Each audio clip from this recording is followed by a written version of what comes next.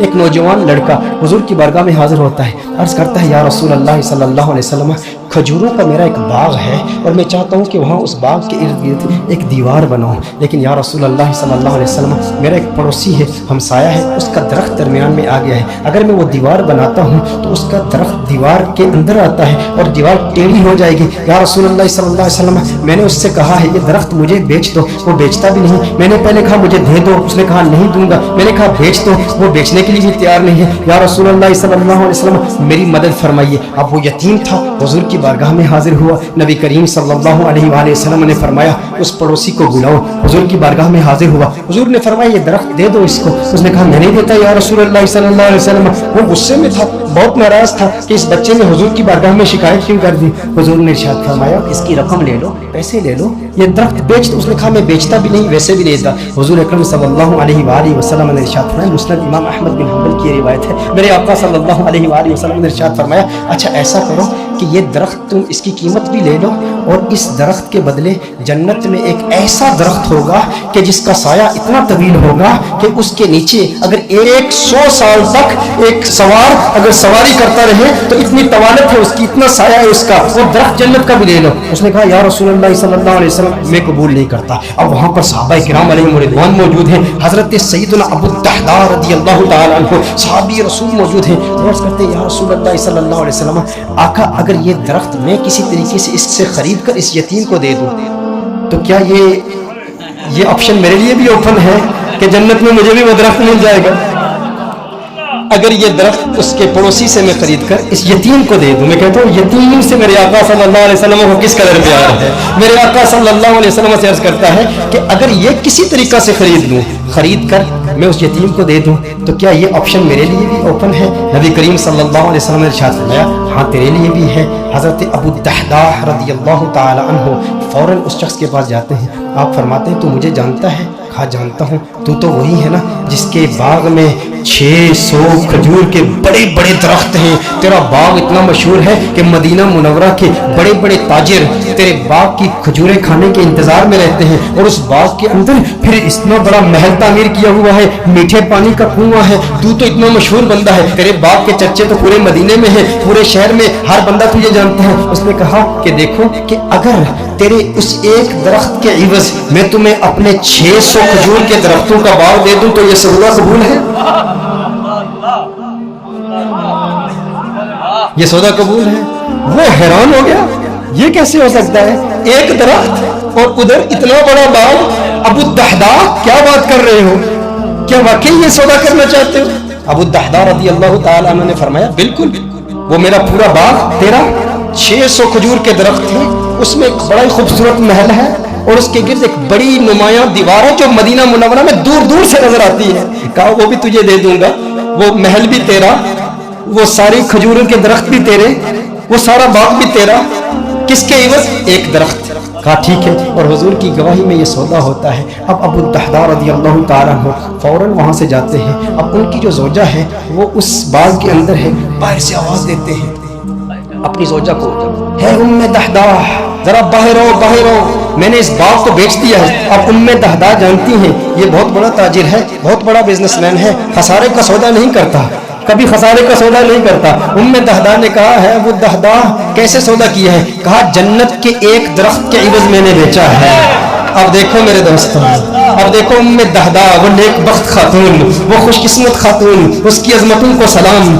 آج آپ سوچیں کہ اگر آپ کی بیوی ہوتی اور آپ اپنے گھر جاتے اور اپنی بیوی سے کہتے ارے سنتی ہو باہر آ جاؤ باہر آ جاؤ، گھر سے باہر نکلو، یہ گھر اللہ کی راہ میں دے دیا ہے، وہ کہتی ارے ابھی تو یہ نیا ٹی وی رکھا ہے، ابھی کچھ زیورات رکھے ہیں، زیورات تو نکالنے دو، ارے نادان انسان تو نے کیا کیا، گھر ہی اللہ کی راہ میں دے دیا۔ ابو الدحداء رضی اللہ تعالیٰ عنہ نے باہر سے آواز دی، کہا ایک جنت کے درخت کے عوض۔ ام دحداء نے یہ بات سنی، کہا تو نے بڑے منافع کا سودا کیا ہے، بہت منافع کا سودا کیا ہے۔ ام دحداء فوراً اپنے بچوں کو پکڑ کے اس گھر سے باہر نکلتی ہے، باغ سے باہر نکلتی ہے، اب ننھے بچوں کے ہاتھ میں کچھ کھجوریں بھی ہیں، کھجوریں ان کے ہاتھ سے نکال کے کہتی ہے اب یہ کھجوریں ہماری نہیں ہیں، میں نہیں چاہتی کہ کوئی ایک کھجور اللہ کے راہ میں دیے گئے مال سے میں اپنے جیب میں رکھ لوں، تو لے لے، کہیں اس کی وجہ سے جنت کے درخت میں ہمیں خسارہ نہ ہو، کہیں جنت کے درخت سے محروم نہ ہو جائے۔ ساری کھجوریں لے کر باغ کے اندر رکھ جاتی ہے۔ کہا کہ اس کا ایک ننھا بیٹا تھا، اس کے منہ میں ایک کھجور تھی، मुंह से खजूर निकाल कर फौरन बाग में रख दी। कहा अब इस पर हमारा कोई हक नहीं है,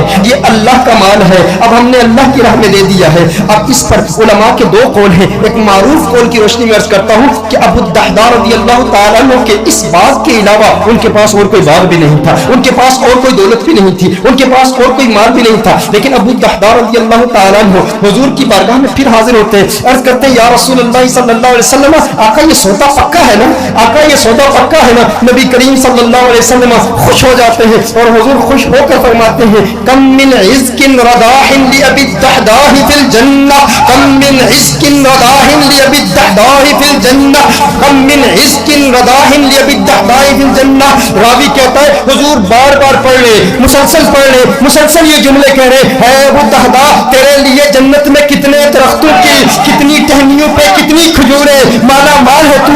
बार बार हुजूर इरशाद फरमा रहे, बार बार यही जुमले। और दो रिवायात इसमें, दो मुख्तलिफ रिवायात में मुख्तलिफ अल्फाज है। कम मिन इज़्किन रदाहिन लि अबी दहदा फिल जन्नह। हुजूर अकरम सल्लल्लाहु अलैहि वसल्लम ने एक दूसरी रिवायत में फरमाया एक दरख्त के इवज एक दरख्त का सौदा किया था, अब तो तूने 600 दरख्त दे दिए तो जन्नत में 600 दरख्त तो कम से कम तुझे मिलेंगे ना।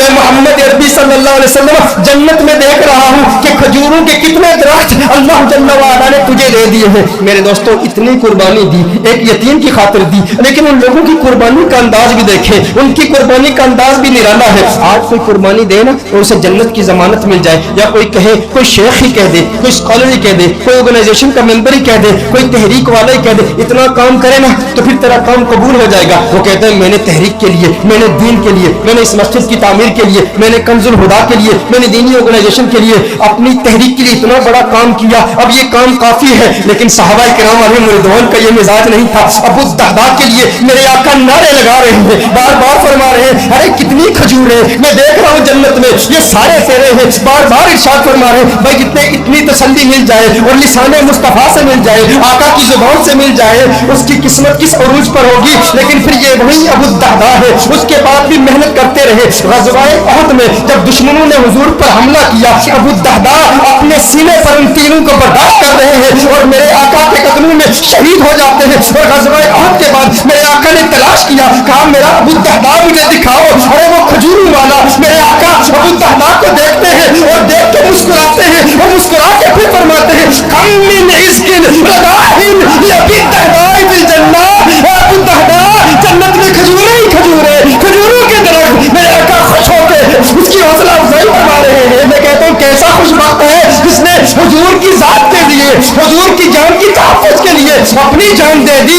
काश यूं मौत आए मेरे हमनशी, काश यूं मौत आए मेरे हमनशी, नज़ाका और हो जाए मंज़िल हसी, वो उधर अपनी जुल्फ़े समाया करे और इधर दम हमारा निकलता रहे।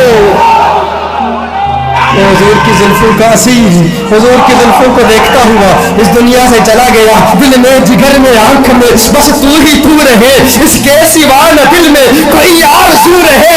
इस एहतिमाम में शौक़ में सजदे करूं अदा, तेरा ख्याल आए तो दिल बावजू रहे। और जन्नत मेरे नसीब की वाइस को बख्श दे, मेरे कफन में गैस में जाना की भूले। जो उनकी जुल्फों को असीर होते हैं वो ना अपना नाम मांगते हैं, ना वो तस्वीरें, ना वो एलानात के शौक रखते हैं।